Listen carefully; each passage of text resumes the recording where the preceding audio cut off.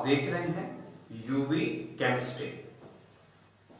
आपने अभी तक इस चैनल पे कंसंट्रेशन टर्म्स के बारे में पढ़ा।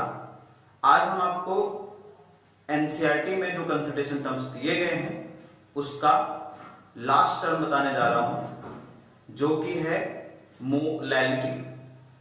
तो आज मैं आपको मोलैलिटी के बारे में एक्सप्लेन करूंगा, मोलैलिटी के बारे में बताऊंगा और मोलैलिटी और मोलैरिटी दोनों में क्या डिफरेंस है ये भी मैं आपको समझाऊंगा। तो इस चैनल पे बने रहिए और पूरा वीडियो देखें। तो आइए स्टार्ट करते हैं मोलैलिटी। तो मोलैलिटी क्या होती है? मोलैलिटी को हम लोग स्मॉल m से लिखते हैं और मोलैलिटी का फार्मूला होता है कि molality equal to number of mole of solute upon weight of solvent in KG. मतलब किसी भी सॉल्यूट के कितने मोल 1 किलोग्राम सॉल्वेंट में डिसॉल्व होते हैं, यही क्या है आपकी molality. Molality is the amount of solute dissolve in 1 kilogram of solvent. अब मोलैलिटी अगर आपकी केजी में दी गई है तब तो आप ये फार्मूला अप्लाई कर सकते हैं, लेकिन अगर आपकी मोलैलिटी ग्राम, जो मोलैलिटी है उसमें सॉल्वेंट का जो अमाउंट है अगर वो ग्राम में दिया गया है तो आप यहां पे जैसे मोलैलिटी वाले फार्मूले में चेंज करते थे, थोड़ा सा 1000 का इंटू करते थे, वैसे फार्मूला वही रहेगा, लेकिन अगर ग्राम वाले केस में आप क्या करेंगे 1000 का इंटू कर देंगे। अब देखिए, लेकिन एक बात बड़ी इंपॉर्टेंट है। तो फार्मूला हो गया कि आपका अगर केजी में देगा तो आप क्या करेंगे मोल of solute upon amount in kilogram of solvent आप यहां पे रख दोगे। ग्राम में दिया है तो अमाउंट जो सॉल्वेंट का वो ग्राम में रख करके 1000 का इंटू कर दिया। लेकिन एक बात है जो सबसे इंपॉर्टेंट है, रिमेंबर करनी है आपको। Remember that weight of solution is equal to weight of solute plus weight of solvent. तो आप इसे ध्यान दें यहां पे कि आपको पता है जो सोल्यूट होता है और जो सॉल्वेंट होते हैं दोनों का सम ऑफ जो है वेट का सम ऑफ सॉल्यूशन के वेट के इक्वल होता है।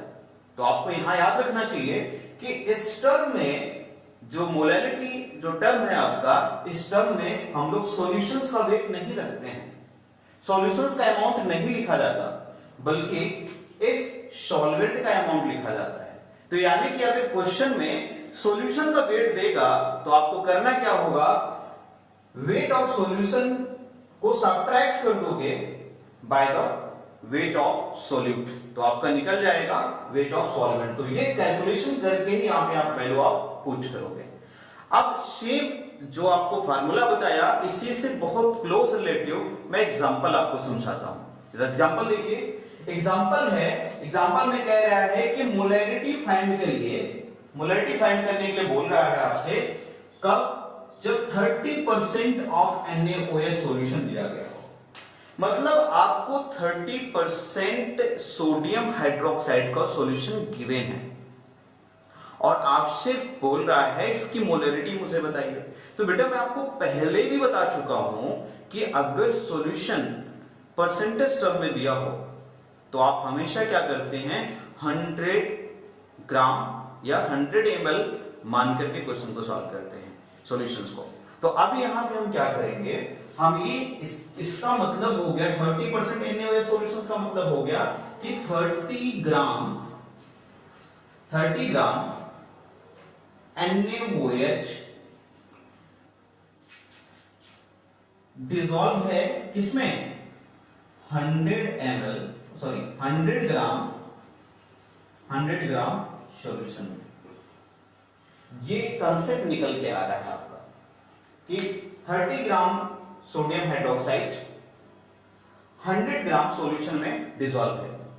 अगर आप फार्मूला अप्लाई करना होगा यहां पे मोलैलिटी फाइंड करने के लिए तो आप मोलैलिटी फाइंड करने के लिए अगर फार्मूला अप्लाई करोगे तो आप एक चीज ध्यान दोगे कि आप ये वाला फार्मूला अप्लाई करना होगा, क्योंकि यहाँ पे अमाउंट ग्राम में दिया गया है। और दूसरी बात ध्यान देनी होगी कि आपको यहाँ पे सॉल्वेंट का वेट रखना होगा, जबकि यहाँ पे वेट किसका दिया गया है, सॉल्यूशंस का है। तो आप क्या करोगे, सॉल्वेंट का वेट निकालने के लिए, वेट ऑफ सॉल्वेंट निकालने के लिए, सॉल्वेंट का वेट निकालने के लिए वेट ऑफ सॉल्वेंट, सॉल्वेंट का वेट निकालने के लिए आप क्या करोगे, ऑफ सॉल्यूशंस के वेट में सॉल्यूट के वेट को माइनस कर देंगे, तो आपका आ जाएगा, जो वैल्यू आएगा वो होगा सॉल्वेंट का वेट। तो आपको सॉल्वेंट का वेट पता चल गया। तो अब आप क्या करोगे, यहां पे फार्मूला अप्लाई कर दो कि मोलैरिटी इक्वल टू, यहां पे मैं सॉल्व करता हूं, मोलैरिटी इक्वल टू, फार्मूला आपके पास है, मोलैरिटी इक्वल टू होता है